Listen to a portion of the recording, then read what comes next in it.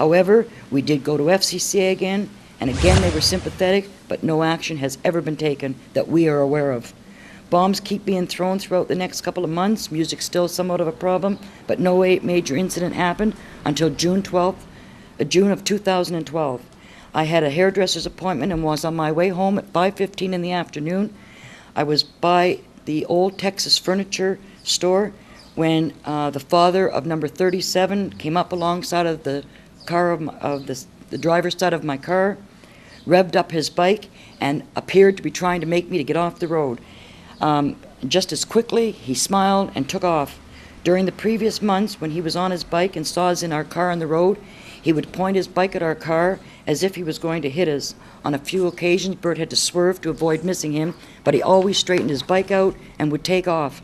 On this particular night, I was alone, and when I got home, I filed a complaint with the police. They did respond to our call, went to talk to him, and of course, he said he had no idea what they were talking about. He had never met me on the road. I came home from my pop and mental class that evening, and as I was so upset, the teacher followed me home and stayed for a few minutes, and then she left. We went to bed and was awakened somewhere around 1:30 or so to the sounds of glass smashing. Bert and I went outside to find our windshield on the car had been smashed by a rock. Rocks were still flying around, along with beer bottles. Bert was hit in the head with a rock. I was hit in the arm and the hand with a bottle, which I required stitches. Beer bottles smashed through our front door as we opened the door to go out. When I checked the video, Michelle Farrell was there at the gate throwing the rocks at the car, and as he was doing that, rocks and bottles were being thrown from the other part of our home. At about 1:29 on our video surveillance, we can see him leaving his house at number 34 with a flashlight, making his way up the road, going into the house of number 37, and a few minutes later the rocks and bottles started being thrown at the house.